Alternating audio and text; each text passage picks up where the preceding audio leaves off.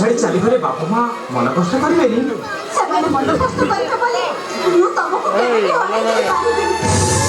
ରାକାରାଣୀ ଆଉ ରାଜ ସେମାନେ ଧମକ ଦେଇଛନ୍ତି ଆମେ ଯଦି ଏ ଘର ଛାଡ଼ି ନ ଯାଏ ତାହେଲେ ସେମାନେ ତମକୁ ମାରିଦେବେ। କେହି କିଛି କରିପାରିବେନି। ଏଇ ଦେଖିଲନି ମୁଁ ବିଷ ଖାଇ ମଧ୍ୟ କେମିତି ବଞ୍ଚିଗଲି। ତମେ ସେମିତି କୁହନି। ତମର ପୁଣ୍ୟ ଫଳ ଥିଲା ତମେ ବଞ୍ଚିଗଲ। ହେଲେ କାଲିକି ତମର କିଛି ହେଇଯାଏ ମୁଁ ସହିପାରିବିନି। କାଲି ସକାଳ ଆମ ପାଇଁ କି ସୁଖ ନେଇ ଆସିବ।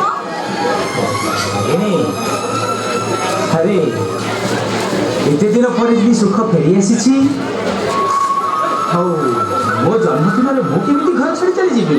ଜନ୍ମଦିନ? କୋଉ ଜନ୍ମଦିନ କଥା କହୁଛ? ଯୋଉ ଘରେ ମା ପୁଅକୁ ବିଷ ଦେଇପାରେ ସେଇ ମା ତମ ପାଇଁ ଜନ୍ମଦିନ କରିବେ। ତମ ପାଇଁ କ୍ଷୀରି ପିଠା ତିଆରି କରି ତମକୁ ଖୁଆଇବେ। ତମ ପାଇଁ ମନ୍ଦିରରେ ଯାଇ ତମ ମଙ୍ଗଳ ବାନ୍ଧିବେ। ନାଇଁ ମୁଁ କିଛି ଶୁଣିବାକୁ ଚାହୁଁନି। ଚାଲ ଆମେ ଏ ଘର ଛାଡ଼ି ପଳେଇବା। ମୋ ପାଇଁ ସୁଖ ପରଦେଶୀ ହେଇଯାଇଥିଲା ଆଉ ଏତେ ଦିନ ପରେ ସୁଖ ଯଦି ଫେରି ଆସିଛି ଅଥଚ ତମେ କହୁଛ ଏ ଘର ଛାଡ଼ି ଚାଲିଯିବାକୁ? ମୋର କିଛି ଦରକାର ନାହିଁ। ଧନ ସମ୍ପତ୍ତି ମୋର କୋଉଥିରେ ନ ପଶୁ।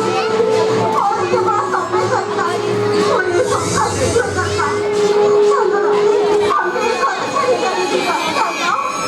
ଠିକ ଅଛି, ତମେ ଯଦି କହୁଛ ତାହେଲେ ମୁଁ ଏ ଘର ଛାଡ଼ି ଚାଲିଯିବି। ହେଲେ ରାଗିଣୀ ଏ ଘରୁ ଯିବା ବେଳେ ଗୋଟେ କାମ କରିବ। ସେ ଘର ଭିତରେ ଗୋଟେ ପକେଟ ଅଛି। ସେ ପକେଟକୁ ନେଇଯିବ। ତମେ ଏମିତି ଅପେକ୍ଷା କର। ମୁଁ ଯିବି ଆଉ ସାଙ୍ଗେ ସାଙ୍ଗେ ନେଇ ଆସିବି। ଠିକ ଅଛି।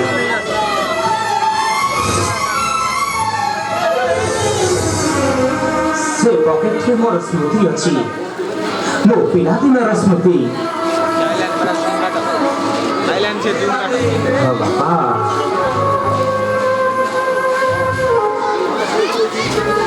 ମୁଁ ଏ କଣ ଶୁଣିଲି? ତୁ ଘର ଛାଡ଼ି ଚାଲି ଯିବାକୁ କହୁଛୁ? ଆରେ କାହିଁକି? ଏ ଘର ପରା ତୋର। ବାପା ଏ ଘରଟା ଏତେ ବଡ଼ ଯେ ଝଡ଼ ବତାସ ସମସ୍ତଙ୍କ ନଜର ୟାରି ଉପରେ। କେତେବେଳେ ସେ ଭୁଷୁଡ଼ି ପଡ଼ିବ ମୁଁ ଚାପି ହେଇ ମରିଯିବି। ବାପା ମୁଁ ଚାପି ହେଇ ମରିଯିବି। ଏ ଘରର ମୂଳ ଦୁଆ ଅତି ମଜବୁତ। ଯଦି କିଛି କ୍ଷତି ହୁଏ ମୋର କ୍ଷତି ହୋଇଯିବ, ହେଲେ ତୋତେ କ୍ଷତି ହେବାକୁ ଦେବିନି।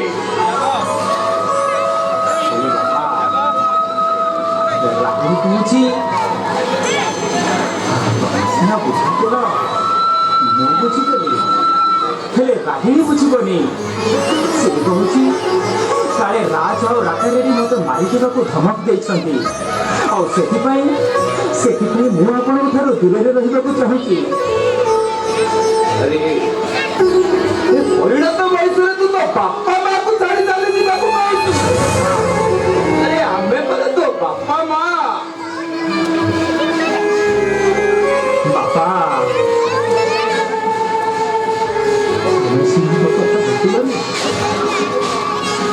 ମୁଁ ଖାଲି ତମ ପୁଅ ନୁହଁ, ମୁଁ ରାଗିଣୀଙ୍କ ଠାରୁ ସିନ୍ଦୁର। ତେଣୁ ରାଗିଣୀ ଚାହୁଁଛି ସବୁବେଳେ ତା ମଥାର ଓଢ଼ଣୀ ତଳେ ସିନ୍ଦୁରଟା ହସୁଥାଉ। ତୁ ରାଗିଣୀ କଥାରେ ଘର ଛାଡ଼ି ଚାଲି ଯିବାକୁ କହୁଛୁ? ରାଗିଣୀ କଥାରେ ଘର ଛାଡ଼ି ଚାଲି ଯାଉନି। ଆଜିକାଲି ମୋର ବି ବଞ୍ଚିବାର ଲୋଭ ହେଲାଣି ମା, ମୋର ବି ବଞ୍ଚିବାର ଲୋଭ ହେଲାଣି। ନାଇରେ ରାଧେ, ଇଟା ବାଲି ଗୁଡ଼ି ପଥରର ଘରକୁ ଘର କୁହାଯାଏନି ରେ। ଘର ତାକୁ କୁହାଯାଏ ଯୋଉଠି ତୋ ପରି ପୁଅ ଥାଏ।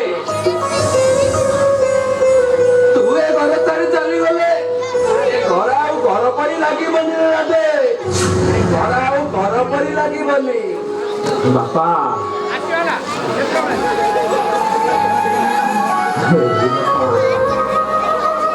ତମେ ଜମା ବ୍ୟସ୍ତ ହୁଅନି ବାପା। ଦରକାର ପଡ଼ିଲେ ମୁଁ ଲୁଚି ଲୁଚି ଆସି ଆପଣଙ୍କୁ ଦେଖା କରି ଚାଲିଯିବି ବାପା, ଦେଖା କରି ଚାଲିଯିବି।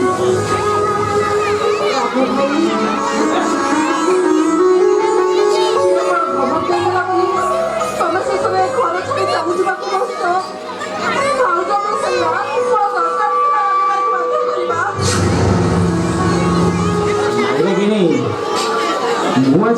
ବାଧ୍ୟରେ ଏ ଘର ଛାଡ଼ି ଯାଉନି।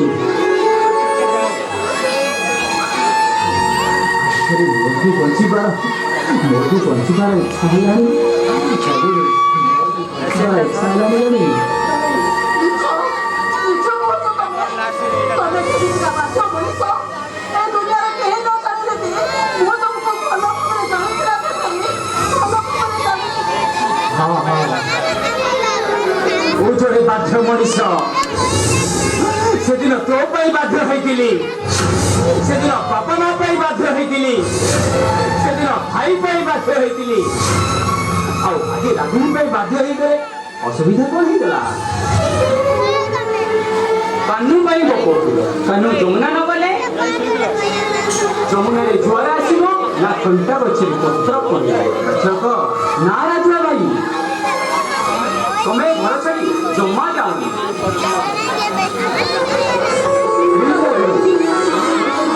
ବୁଝିବାକୁ ଚେଷ୍ଟା କର। ଟିକେ ଦୟା ଆରେ ତମେ ମାନେ ବୁଝୁନ କାହିଁକି?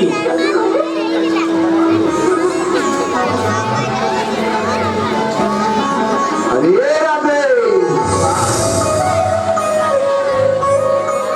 निश्वास को विश्वास नहीं रे केते निश्वास हाथ को जीव ये कही पारिबेनी